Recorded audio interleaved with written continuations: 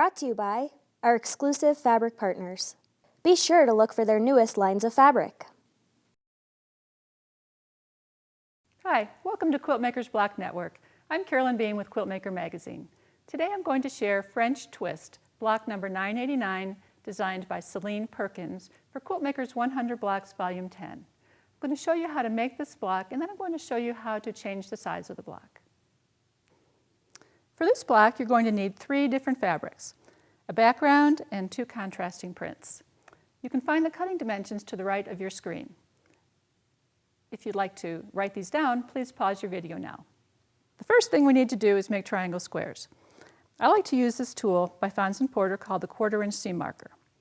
We've got 2 pieces of fabric layered right sides together, and I'm going to line this tool up so that the drawn line that appears right down the middle matches up with each of the corners on the fabrics right here. And then I'm going to take a marker and draw a line on either side.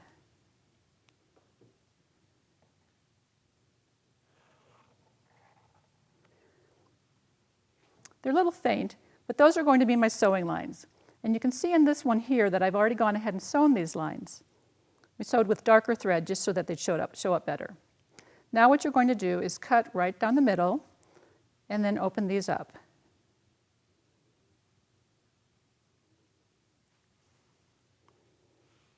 And you'll have 2 triangle squares just like this.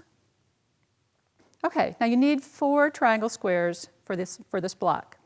You'll arrange the triangle squares and patches into quadrants. And notice that this quadrant and this quadrant are sewn exactly the same, and this quadrant are sewn exactly the same. You'll sew the bottom 2 together, the top 2 together, and then sew these 2 together. And here's your finished block. Now let's look at changing the size of this block. When I want to make the block smaller or larger, I look at the units that are sewn across the block and look at the dimensions for each of these units. So this block here has 6 units across, there's 6 squares, and each one in this 12-inch block finishes at 2 inches. So if I want to make this block smaller, I'm going to look at changing the size of these units. And I look at what size will work best with these patches. So if I can go from 2 inches down to a 1.5 inch finish size. That'll make the triangle squares 3 inches finished, and each of these will be 1.5 inches finished.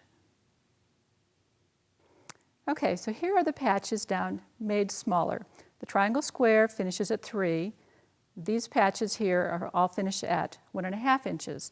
So this unit right here is going to be 4.5 inches. So 1/2 of the block is 4.5 inches as opposed to 6 inches in the previous block. So this block now will measure 9 inches.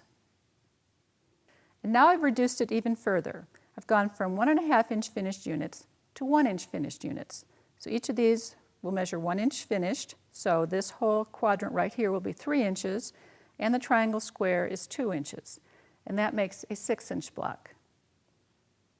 So just to look at all 3 of these in comparison, here is our original block with the section measuring 6 inches. Here it's reduced to 1.5 inch finished units here, and this measures 4.5 inches. And then the smallest one with 1 inch finished squares, now this measures 3 inches. So you can see the difference by reducing this block just by a 1/2 inch for each of these little squares. Let's look at a quilt layout using this block. This layout shows the block set 3 by 4 in an on-point setting. The alternate blocks and setting triangles are plain blocks, allowing the focus to be on the pieced blocks. You can find French Twist and 99 other amazing blocks in Quiltmaker's 100 Blocks Volume 10. Thanks for joining us today on Quiltmaker's Block Network. See you next time. You can find French Twist and 99 other amazing blocks in Quiltmaker's 100 Blocks Volume 10. Thanks for joining us today on Quiltmaker's Block next time. No.